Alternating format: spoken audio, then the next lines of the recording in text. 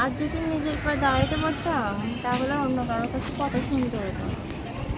আর যদি আমার বাবা মা বেঁচে থাকতো তাহলে আমার ফুপুর হাতে এত কথা শুনতে হতো না। বাবা মায়ের মতো ভালো লাগতো। কেউ যদি দয়া করে একটু আমাকে পাশে রাখতো, ভালোবাসতো, তা আমি দিয়ে বসতাম তার কাছে। তার বয়স যেরকমই হোক, চেহারা ভালো হোক খারাপ হোক, আমার কাছে কোনো সমস্যা না, যদি সে আমাকে ভালোবাসে, যে আমাকে বুঝবে। আসসালামু আলাইকুম দর্শক, আপনাদের প্রীতীয় শুভেচ্ছা জানিয়ে শুরু করছি আমাদের আজকের প্রতিবেদন। তো দর্শক, দেখতেই পাচ্ছেন আমাদের সামনে এক আপু দাঁড়িয়ে আছে। আমরা তার গল্পটা শুনবো, জানবো আপু কেন আমাদের ইউটিউবের মাঝে আসলেন, তিনি কি বলতে চান। আপু আসসালামু আলাইকুম। জি, ওয়ালাইকুম সালাম ভাইয়া। কেমন আছেন? এই তো আল্লাহ রাখছে প্রথম। আপুর নাম কি আপনার? আমার নাম জান্নাতি। জান্নাত আপু, ইউটিউবে কেন আসলেন? ভাইয়া ইউটিউবে আসছি, দুঃখের বিষয় কি বলবো, ছোটবেলায় বাবা মা মারা গেছে। আচ্ছা। থাকি ফুপুর কাছেই বড় হয়েছি। আস্তে আমাদের যতটুকু পারছি যেভাবে পারছি চলছি। সবসময় তাই দিবে না একজনে, তাই না? হুম। জানেন তো ফুপুরা কিরকম হয়, কতজন ভালো হয় কতজন খারাপ হয়।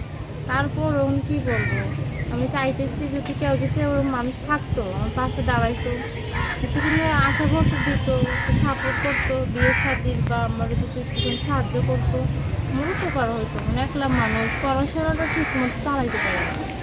কোন ক্লাস পর্যন্ত পড়ছেন? আমি তখন কিতাবখানা সারাই গেছি, হ্যাঁ। মাদ্রাসা পড়ি তো। আচ্ছা, স্কুলে পড়েন না? স্কুলে পড়ি না, মহিলা মাদ্রাসাতে পড়ি। আচ্ছা আচ্ছা। তো এখন কি পড়তেছেন না পড়াশোনা বন্ধ আছে? না, এখনো পড়তেছি। খরচ কে দেয়? খরচ এই যে ফুপুতে কিছু তখন বুঝে নিতে, যতটুকু তার 10 গুণ বেশি আরও কথা শোনায়। তো নিজে একটা কিছু করতে পারলে যে নিজেরটা নিজে চালায় গেল, পকেট খরচটাও চললো, পড়াশোনাও চললো। যদি নিজের পায়ে দাঁড়াতে পারতেন তাহলে ফুপুরে তো কথা শুনতে হতো না, ঠিক না? এইটাই তো, আর যদি বাবা মা বেঁচে থাকতো তাহলে তার কথা শুনতেও হতো না। আচ্ছা আচ্ছা, এখন তো কোথাও যাওয়ার জায়গাও নাই নাকি? নাই তো ভাই। তো তার কে জন্য যদি আপনার ফুপুর থাকার কাছে একটা যাই। জায়গার ব্যবস্থা করে দেয়, তো সেখানে কি থাকবেন? অবশ্যই, যদি ওরকম ভালো মানুষও যদি আমার দেখায় যে আমাদের সব কিছুতে ভালো রাখতে পারবে, ভালোবাসা দিবে, তো আমি তো অবশ্যই থাকি ভাই। আচ্ছা। একদম পড়াশোনা চালা যাইতে পারবে তাও ভালো। সে যদি আপনাকে বিয়ে করতে চায়? অবশ্যই বসবো, যদি ওরকম ভালো মানুষ হয় তো বিয়ে তো বসবোই, বিয়ে তো বসতে হবে এক সময় না সময়। এখন বয়স কত? বই বই এরকম 18তে চলতেছে। আচ্ছা, তো আপনার সাথে কীভাবে যোগাযোগ করবে? আমার সাথে আমার ওই নাম্বার আছে, ছোটো ফোন আছে, পাতল ফোন। নাম্বার কি বলতে পারেন?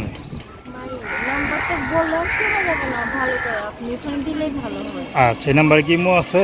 এমন নয় না।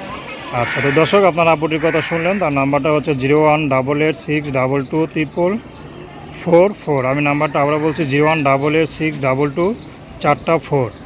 তো দর্শক, প্রেম ভালোবাসা সাহায্য সহযোগিতা বিয়ে শাদী করা একান্ত আপনাদের ব্যক্তিগত ব্যাপার। আসুন আমরা 5 ওয়াক্ত নামাজ পড়ি, দেশের সেবা করি। আসসালামু আলাইকুম।